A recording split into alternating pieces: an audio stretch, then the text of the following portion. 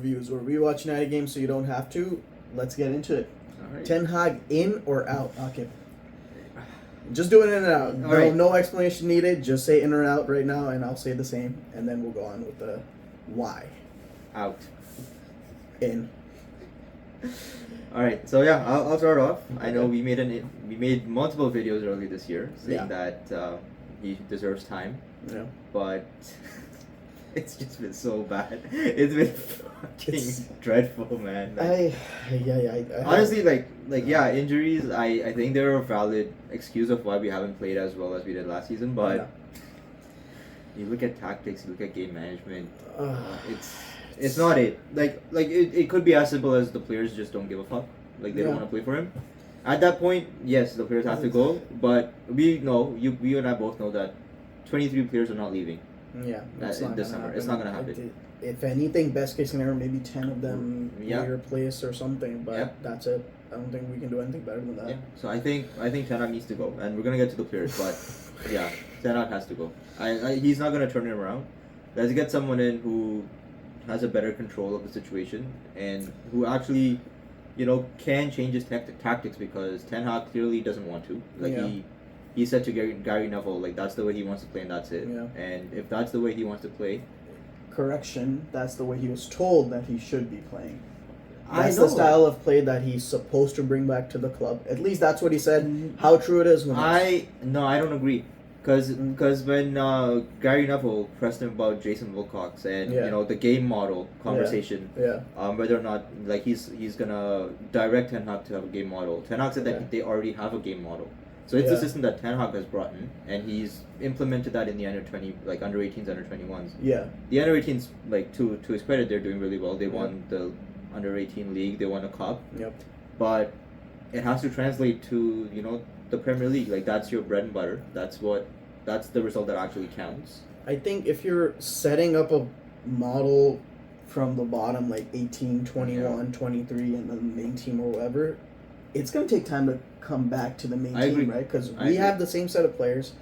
Yes, the signings Ten Hag's made are completely shit, but is that all up to him? I don't think so. He's had to deal with a lot of different situations. Ronaldo, Sancho, whatever, whatnot, the club changing ownership, a lot of different leadership positions changing. People being here but not doing jack shit. Glazers are still obviously still here, but at this point they're, I guess, losing the football side of control, whatever. But Ineos coming in, everything happening has happened mid-season, the injury crisis. Mm-hmm. And I guess, yes, you can call it an excuse and whatnot, but even with the tactics, the set of players we have is not good enough. And we've seen this year in, year out, that we start off well with a new manager. A new manager is going to come in, re-energize the club. We're going to play really well for the first year, maybe, let's say, maybe year and a half. Mm. But that's when it all drops down, and that's what happened with Ten Hag. That's what happened with every other manager. The players kind of give up. I don't know why. What's the culture?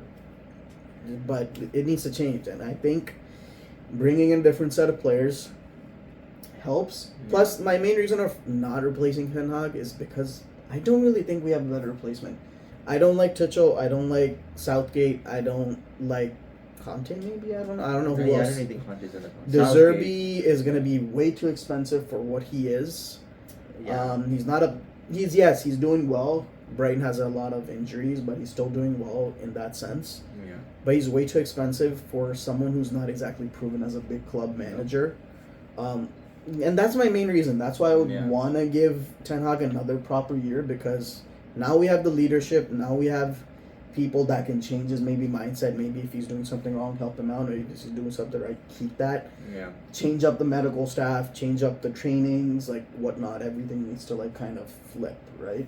So hopefully that helps him, because Ten Hag's done it before, and he's a good manager. We've seen that in the past. We've seen glimpses of his tactics kind of working and whatnot, but again, it's been all over the place for the second half of the season, and I don't exactly blame him, but he is to blame for a part of it, obviously. I just want to preface it, I think this is probably the hardest season he's ever had.